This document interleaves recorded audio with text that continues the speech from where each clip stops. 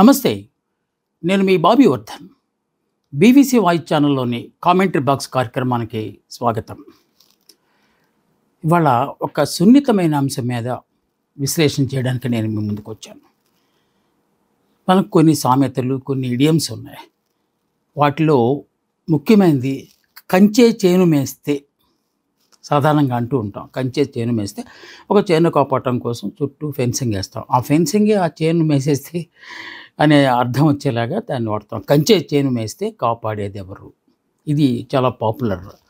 ఆదుకోవాల్సిన వాళ్ళే అన్యాయం చేస్తే ఎలాగా అనేది కూడా ఒక పాపులర్ ఇడియం కింద మనం అనుకోవాలి.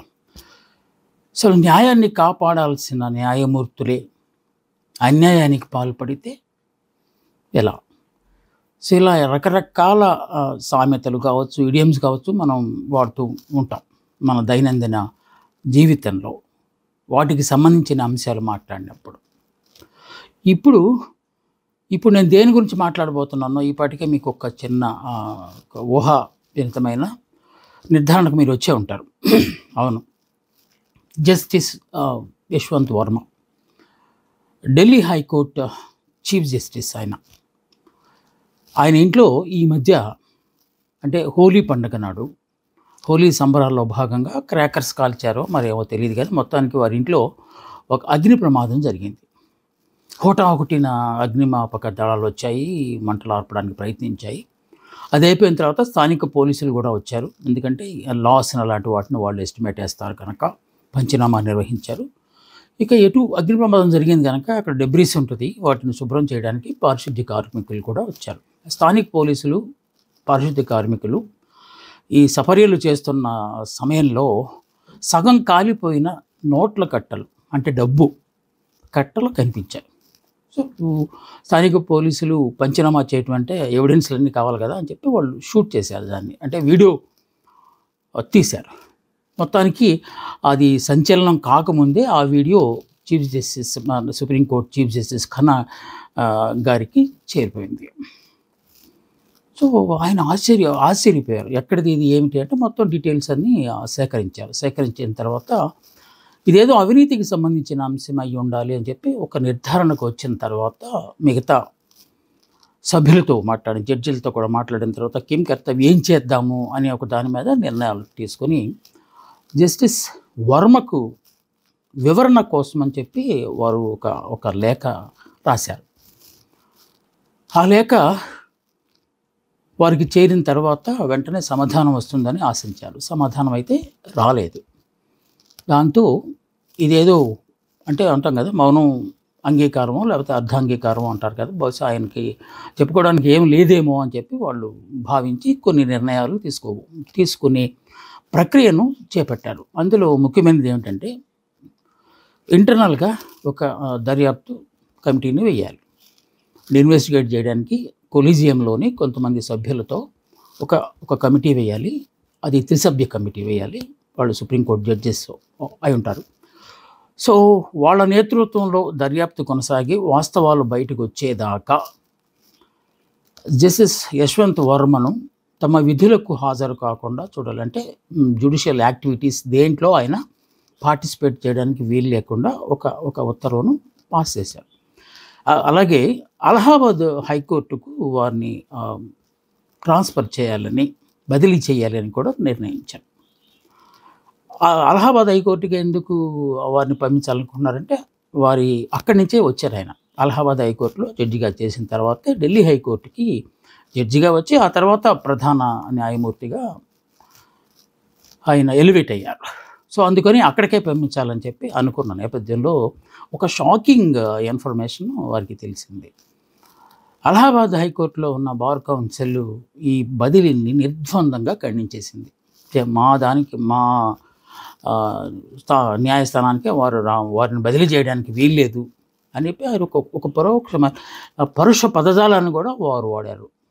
అలా ఎవరిని పడితే వాళ్ళని పంపించేయడానికి మా హైకోర్టు డస్ట్బిన్ కాదు, అంటే చెత్త కుండీ కాదు అని చెప్పి వాళ్ళు రాసి, అది మనలాంటి వాళ్ళు ఎవరైనా, నేను ముందే మీకు చెప్పాలనుకున్నాను ఈ అంశం గురించి మనం విశ్లేషణ చేసేటప్పుడు ఒళ్ళు జాగ్రత్త పెట్టుకుని చేయాలి. ఎందుకంటే ఇది న్యాయ వ్యవస్థకు సంబంధించిన అంశం కనుక ఏ మాత్రం ఒక మాట అటు ఇటు అయినా కూడా పరిణామాలు చాలా తీవ్రంగా ఉంటాయి. ఎందుకంటే కంటెంప్ట్ ఆఫ్ కోర్టు, న్యాయ వ్యవస్థను మనము ధిక్కరించినట్టు అవుతుంది. అందుకే నేను ఆచితూచి మాట్లాడటానికి అవసరమైన చోట్ల కొన్ని గణాంకాల కోసం నా స్క్రిప్ట్ కూడా ఒకవేళ నేను అంటే పాయింట్స్ రాసుకున్నాను. ఎందువల్లనంటే మనం ఎక్స్ట్రా ఏం మాట్లాడకూడదు. ఒక అక్షరం ఎక్స్ట్రా మాట్లాడినా కూడా అది శిక్ష చాలా ఘోరంగా ఉంటుంది. అందువల్ల మనం చాలా జాగ్రత్తగా. కానీ ఇప్పుడు నేను చెప్పిన ఈ డస్ట్‌బిన్ అనే పదం అది మనం వాడిన పదం కాదు.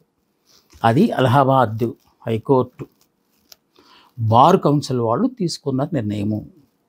అంటే అది వర్మ గారిని వారు ఏ విధంగా అంచనా వేశారో దాన్ని బట్టి మనకి అర్థమవుతుంది. సో అది నిజంగా అయితే మనం ఏ సామాన్యుడో మాట్లాడితే తీవ్రమైన పరిణామాలు ఉంటాయి. అదే బార్ కౌన్సిల్ కనుక వాళ్ళు మాట్లాడారు. దాన్నే మనం ఇక్కడ ఉటంకించాం తప్ప మనమైతే డస్ట్‌బిన్ లాంటి పదాలు వాడలేదు, చెత్తకుండీ లాంటి పదాలు వాడలేదు. సరే ఇప్పుడు ఎలాగా ఏం చేయాలా అనే దాని మీద ఉన్నప్పుడు ఆయన వారం రోజులు గడువిచ్చారు ఆయనకి. మీరు సంజాయిషి ఇవ్వండి అని చెప్పి వారం రోజులు ఇస్తే అయితే ఆయన ఎట్టకేలకు ఆయన మొత్తానికి చెప్పి సమాధానం ఇచ్చే ప్రయత్నం చేశారు. దాంట్లో ఆయన ఈ సంఘటనను పూర్తిగా ఖండించారు. లేకపోతే ఈ అపవాదును పూర్తిగా ఖండించారు. అసలు ఆ డబ్బుకి నాకు ఏ సంబంధం లేదు, నా మీద ఏదో కుట్ర జరుగుతోంది, నాకు వ్యతిరేకంగా ఎవరో ఈ వ్యూహాలు పన్నుతున్నారు, అందుకే ఇలాంటి చేష్టలకు పాల్పడుతున్నారు అని చెబుతూ అసలు ఆ అగ్ని ప్రమాదం జరిగిన రోజు నేను ఇంట్లో లేను, శ్రీమతితో కలిసి నేను మధ్యప్రదేశ్ పర్యటనలో ఉన్నాను, అలాంటప్పుడు నాకెలాగ సంబంధం ఉంటుంది అని చెప్పి ఆయన నమ్మబలికే ప్రయత్నం చేశారు. అయితే జరిగింది ఆయన ఇల్లు కదా, ఆయన ఉండక్కర్లేదు. వారి గ్రాండ్ మదర్ ఎవరో మదరో ఉన్నారు అక్కడ. సో వారి సమక్షంలోనే ఈ పంచనామా అంతా చేశారు. ఈ సగం కాలిన నోట్ల కట్టల తాలూకు ఇవి సాక్ష్యాలను కూడా అక్కడ ఉంచారు.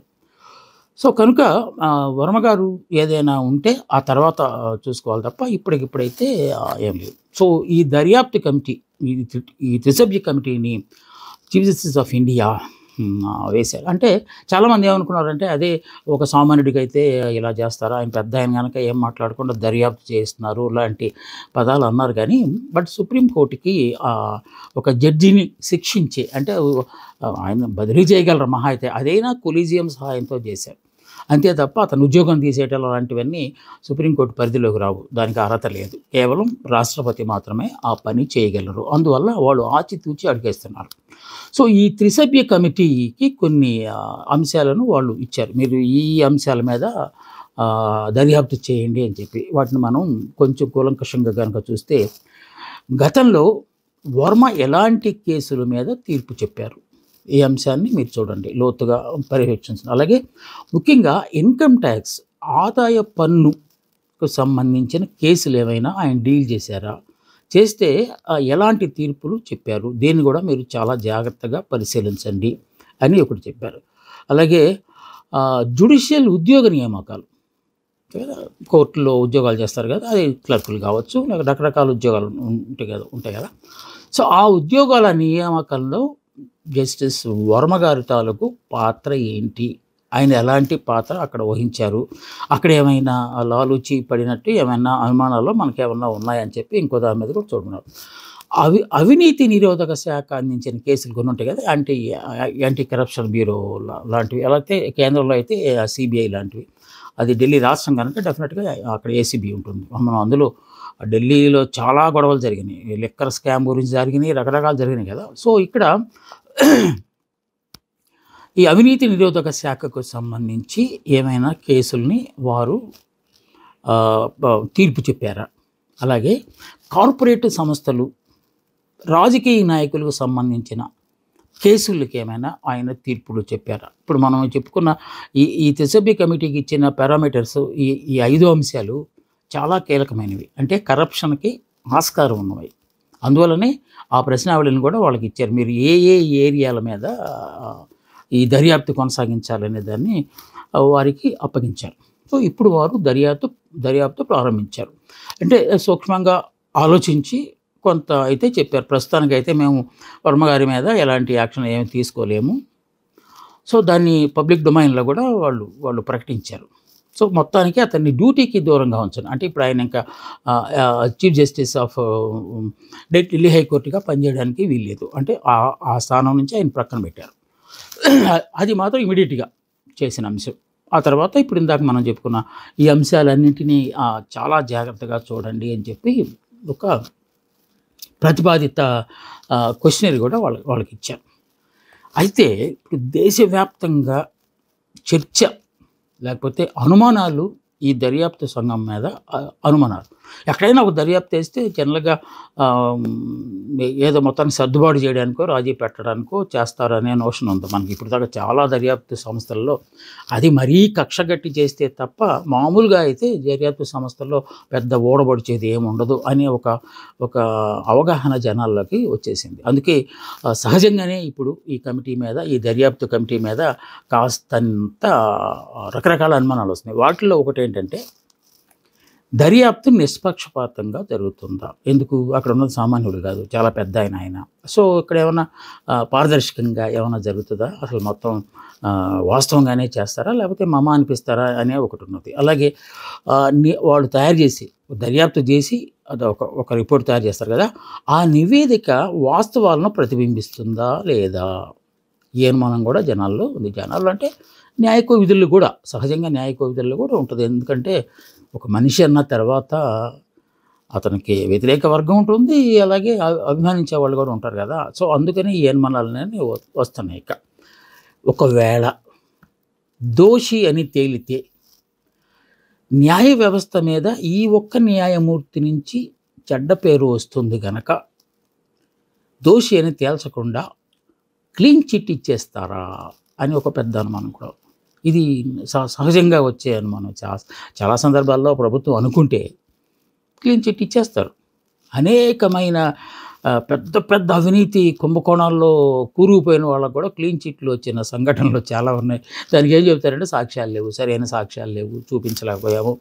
ఇప్పుడు ఫర్ ఎగ్జాంపుల్ కాలిన సొమ్ము ఆయనది కాదేమో అని రకరకాలుగా చెప్పే ఆస్కారం ఉన్నది. ఆయన ఇంట్లో కాలిందంటే మరి ఆయనదే కదా అనే ఒక వాదనలు కూడా ఉన్నాయి. ఇలా రకరకాల ఒక అనుమానాలు ఉన్నాయి. సో ఇంకోటి ఏంటంటే కార్పొరేట్ల ప్రమేయం కనుక ఒకవేళ ఉన్నట్టు తేలితే ఈ దర్యాప్తు సంస్థ నిజంగానే నిర్భయంగానే ఈ నివేదికలో వాటిని పొందుపరుస్తుందా? దీని వెనక ఎవరైనా రాజకీయ హస్తాలుంటే, ఎందుకంటే ఒక చోట తీగ లాగితే మొత్తం డొంకంతా కదులుతుందంటారు కదా. ఒకవేళ ఆయన నిజంగా ఇవన్నీ హైపోథెటికల్ క్వశ్చన్స్. మనం ఆయన దోషి లేకపోతే ఆయన ఇంట్లోనే డబ్బులు దొరికినాయి, ఆయనే అవినీతి పరుడు మనం అంటలేదు. ఎందుకంటే మనకు తెలుసు, మన పరిమితులు మనకు తెలుసు. ఒకవేళ మనం హైపోథెటికల్గా అనుకున్నా కూడా ఒకవేళ అది నిజమని తెలిస్తే దీని వెనక ఎవరున్నారు? ఇంకా ఒక వ్యక్తి, ఒక అధికారి లేకపోతే ఒక న్యాయమూర్తి ఇంత బరితెగించి కోట్లు మన అన్నట్టు కోట్లట్టు గుర్తొచ్చింది. ఆ కాలిన సొమ్ములో ఒక ఎస్టిమేషన్ వాళ్ళు వేశారంటే 15 crores ఆఫ్ మనీ కాలిపోయింది, సగం కాలిందని. అంటే ఇంకా ఎంత ఉందో లోపల అనే అనుమానాలు కూడా వస్తాయి కదా. సో ఒక జడ్జి తన జీవితకాలంలో జీతం రీత్యా ఇంత డబ్బు సంపాదించే ఆస్కారం ఉంటుందా? పైగా ఇందాక వాళ్ళు ఇచ్చిన పారామీటర్స్లో ఇన్కమ్ ట్యాక్స్కి సంబంధించినవి అంటున్నాడు. ఒక పెద్ద కార్పొరేట్ సంస్థ తాలూకు ఇన్కమ్ ట్యాక్స్ గొడవ గనక కోర్టు పరిధిలోకి వస్తే అని ఆయన అనుకుంటే నిజంగానే దాన్ని క్లీన్ చిట్ ఇచ్చేసి దాంట్లో సగభాగాన్ని తీసుకునే ఆస్కారం కూడా ఉంది కదా. అలాంటివి వాటిని వీళ్ళు నిష్కక్షగా అంటే తీసుకొచ్చి బయట పెట్టగలరా? అంత నిర్భీతిగా వాళ్ళు చేయగలరా? సో రాజకీయ నాయకులను కాదని మనం ఏమైనా చేయగలమా? రాజకీయాలు అంటే అసలు న్యాయ వ్యవస్థ మీద ఈ మచ్చబడటం అనేది ఈ మధ్యకాలంలో ఇది కొత్త ఏం కాదు. అంతకుముందు కూడా మనం కొంచెం వెనక్కి వెళ్తే రెండు వ్యవస్థల మీద ప్రజలకు ఇంకా నమ్మకం ఉంటుంది. ఒకటి ఏంటంటే న్యాయ వ్యవస్థ, రెండు రక్షణ వ్యవస్థ. గతంలో రక్షణ వ్యవస్థ మీద జరిగిన డొల్లతనం గురించి తరుణ్ తేజ్పాల్ tehelka.comలో బయటపెట్టాడు. అవినీతి అక్కడ కూడా ఉందని బయటపెట్టినప్పుడు పెద్ద యాగి జరిగింది. పార్లమెంట్లో డిస్కషన్ చేశారు. ఆ జర్నలిస్టుని శిక్షించాలని పోటా చట్టాన్ని తీసుకొచ్చారు. ఆ తర్వాత జర్నలిస్టులు గొడవ చేస్తే పోటా పరిధిలోంచి జర్నలిస్టులని తీసేశారు, పక్కకు పెట్టేసి మినహాయించారు. సో ఇలా అనేక సంఘటనలు జరిగినాయి. అంటే రక్షణ వ్యవస్థలో కూడా అన్యాయం జరుగుతుంది, మోసాలు జరుగుతున్నాయి, కుంభకోణాలు ఉన్నాయని చెప్పి అప్పట్లో సంచలనం రేకెత్తిస్తే ఈ మధ్యకాలంలో న్యాయ వ్యవస్థ కూడా మీద కూడా అలాంటి ఆరోపణలు వచ్చినాయి. ముఖ్యంగా మన రాష్ట్రానికి చెందిన మాజీ జడ్జి గారు జస్టిస్ చలమేశ్వర్ గారు. వారు సుప్రీంకోర్టు జడ్జిగా పనిచేస్తున్న కాలంలో ఒక రోజున కొంతమంది జడ్జీలు సహచరులను బయటికి తీసుకొచ్చి మీడియా సమావేశం ఏర్పాటు చేశారు. మీడియా సమావేశం ఏర్పాటు చేయడం ఏంటి, అవన్నీ ఇంటర్నల్గా చూసుకోవాలి కదా అంటే ఆయన చెప్పిన సందేశం కూడా చాలా సమంజసంగా అనిపించింది. లోపల మాకు న్యాయం జరగట్లేదు, చీఫ్ జస్టిస్ ఆఫ్ ఇండియా మాకు కొన్ని పారదర్శకంగా ఉండకుండా కొన్ని కావాలనే చేస్తున్నారు. సో మాకు ఇక్కడ ఉన్న ఈ ప్రస్తుత వ్యవస్థ మీద మాకు నమ్మకం పోయింది. సో మాకు లోపల ఉంటే న్యాయం జరగట్లేదని మేము బయటకు వచ్చాము. మీడియా అనేది ఒక విస్తృత ప్రయోజనాల కోసం పనిచేస్తుంది కనుక ఇక్కడ మాకు న్యాయం జరుగుతుంది అనే ఆశతో మేము వచ్చామని చెప్పి ఆయన ఒక సంచలనాత్మకమైన ప్రకటన చేశారు. అప్పటి నుంచి మొదలైంది. మొత్తానికి అత్యున్నత న్యాయస్థానమైన సుప్రీంకోర్టులో కూడా ఇలాంటివి జరుగుతున్నాయన్నమాట అని చెప్పి అనుకున్నారు. వారు చెప్పిన దాని అప్పటి నుంచి కొంత ఈ మిగతా ఎక్కడైనా జరిగిందేమో, మిగతా చోట్ల కూడా జరుగుతున్నాయేమో అని చెప్పి. ఎందుకు మన దేశంలో ప్రజాస్వామ్యంలో అత్యున్నతమైన దానిగా న్యాయశాఖ అంటే సుప్రీంకోర్టు ఉందనుకోండి, అత్యున్నత న్యాయస్థానం అంటాం. ఎందువల్ల చట్టసభల్లో సాక్షాత్తు పార్లమెంట్లో ఏవైనా చట్టాలు చేసి బిల్లులు ప్రవేశపెట్టి దాన్ని చట్టాలుగా తీసేసి ఆమోద ముద్ర వేస్తున్న దశలో సుప్రీంకోర్టు ఇన్వాల్వ్ అయిపోయి ఇది ప్రజాకంటకంగా తయారవుతుంది, ఇది ప్రజలకు అంత ఏమాత్రం మేలు చేయదు కనుక దీనికి సవరణలు చేయండి, దీన్ని మార్చండి, లేకపోతే దీన్ని రద్దు చేయండి, ఇలాంటి సూచనలు చేసే అధికారం కూడా సుప్రీంకోర్టుకు ఉంది. అంటే చట్టసభలను మించి ప్రజాస్వామ్యం 4 మూల స్తంభాల్లో చట్టసభలు కూడా గట్టివే. వాళ్ళు చాలా చాలా తీర్మానాలు లేకపోతే చట్టాలు చేస్తారు. అక్కడ వాటిని అమలు చేసే దశలో కూడా సుప్రీంకోర్టు ఇన్వాల్వ్ చేసి ఆపే అంత స్థాయి సుప్రీంకోర్టుకున్నది. అలాంటి వ్యవస్థను కొంతమంది మలినం చేస్తున్నారు, సో భ్రష్టు పట్టిస్తున్నారు అని చెప్పి జస్టిస్ చలమేశ్వర్ గారి ఇన్సిడెంట్ ద్వారా మనకి తెలుసు. ఆ తర్వాత చాలా కేసులు న్యాయమూర్తులు రాసిన వ్యాసాల్లో కానీ పుస్తకాల్లో కానీ వాటి గురించి ప్రస్తావనలు చేస్తూ వచ్చారు. ఇప్పుడు జస్టిస్ చలమేశ్వర్ గారు చెప్పింది న్యాయ వ్యవస్థలో ఉన్న డొల్లతనం వారు బయటపెట్టిన దానికి సంబంధించి ఇప్పుడు ఈ కేసు బయటకు వచ్చింది. సో సహజంగానే ప్రజల్లో అనుమానాలు డెఫినెట్గా వస్తాయి. ఇలాగ ఇదంతా న్యాయం జరుగుతుందా? ఎందుకంటే ఇందాక మనం అనుకున్నట్టు తీగలాగితే డొంకంత గదులు కనుక ఏ రాజకీయ నాయకుల దగ్గర అది ఆగుతుందో వెళ్ళి ఆ తీగ అనే ఒక ఇది కూడా ఉంది కనుక దాన్ని మసిమూసి మారేడిగా చేసి ఏమైనదో మనం అనుమానించడం కాదు. ఎందుకంటే ప్రజల్లో ఉన్న అనుమానాలు జనరల్గా గతంలో జరిగిన ఇన్సిడెంట్లకు బేరేజ్ వేసుకుని వచ్చిన అనుమానాలే తప్ప ఇవి అకస్మాత్తుగా వచ్చిన అనుమానాలు అయితే కాదు. పైగా న్యాయ వ్యవస్థకు రాజకీయ వ్యవస్థకు అవినాభావ సంబంధం ఉంది అని చెప్పి చాలా సందర్భాల్లో రుజువైంది కూడా.